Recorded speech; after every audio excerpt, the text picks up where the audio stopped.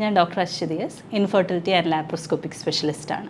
O പിയിലിരിക്കുമ്പോൾ ഒരുപാട് കേൾക്കേണ്ടി വരുന്നൊരു ചോദ്യമാണ്, ഡോക്ടറെ സ്കാൻ ചെയ്തപ്പോൾ ഫൈബ്രോയിഡ് കണ്ടു, ഇത് നീക്കം ചെയ്യേണ്ടതുണ്ടോ, പേടിക്കേണ്ടതുണ്ടോ?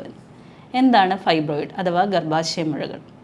30നും 50നും വയസ്സിനുമിടയിലുള്ള സ്ത്രീകളിൽ 40 മുതൽ 80% വരെ കാണുന്ന ഗ്രോത്തുകളാണ് ഫൈബ്രോയിഡ് എന്ന് പറയുന്നത്. ഇത് തികച്ചും നോൺ ക്യാൻസറസ് ഗ്രോത്തുകളാണ്.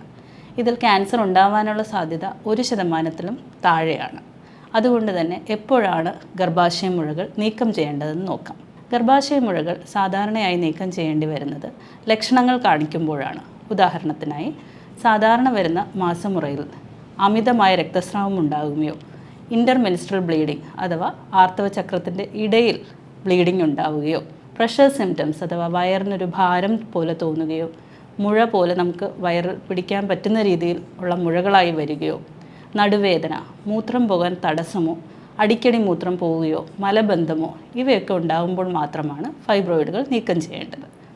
അടുത്തതായി വരുന്ന ചോദ്യമാണ്, ഡോക്ടറെ ഫൈബ്രോയിഡ് ഏത് രീതിയിലാണ് നീക്കം ചെയ്യേണ്ടത്? കീ ഹോൾ വേണമോ അതോ ഓപ്പൺ സർജറി ആണോ എന്നുള്ളത്. അത് തീരുമാനിക്കേണ്ടത് നമ്മൾ ഡോക്ടറുമായിട്ട് ചേർന്നിട്ടാണ്.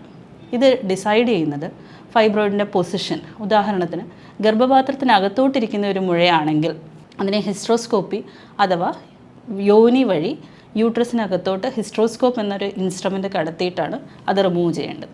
വയറിനകത്തുള്ള മുഴയാണെങ്കിൽ, ഗർഭപാത്രത്തിൽ നിന്ന് പുറത്തോട്ട് തള്ളി നിൽക്കുന്ന മുഴകളാണെങ്കിൽ ലാപ്രോസ്കോപ്പിയോ ഓപ്പൺ സർജറിയോ നമുക്ക് തീരുമാനിക്കാവുന്നതാണ്. ഏത് വേണം എന്ന് തീരുമാനിക്കുന്നത് ഒരു ഡോക്ടർ പരിശോധനയ്ക്ക് ശേഷമാണ്. ഉദാഹരണത്തിന് 20 സെൻറ്റിമീറ്റർ കൂടുതലുള്ള മുഴകളാണെങ്കിൽ നമുക്ക് ഓപ്പൺ സർജറി ആവശ്യമായിട്ട് വരും. ഒന്നിലധികം മുഴകളുണ്ടെങ്കിൽ ചിലപ്പോൾ ഓപ്പൺ സർജറി ആവശ്യമായി വന്നേക്കാം. ഫൈബ്രോയിഡിൻ്റെ സൈസുകൾ ചെറുതും അളവുകൾ കുറവുമാണെങ്കിൽ നമുക്ക് കീ ഹോൾ സർജറിയിലൂടെ റിമൂവ് ചെയ്യാവുന്നതാണ്. കീ ഹോളിൻ്റെ അഡ്വാൻറ്റേജസ് എന്ന് പറയുന്നത് ഹോസ്പിറ്റലിൽ ഒരുപാട് നാൾ നിൽക്കേണ്ട ആവശ്യമില്ല, ബ്ലീഡിങ്ങും കുറവായിരിക്കും. അതുകൊണ്ട് നമുക്ക് അതൊരു ഡോക്ടറുടെ കൺസൾട്ടേഷനും ശേഷമാണ് ഇത് ഡിസൈഡ് ചെയ്യേണ്ടത്.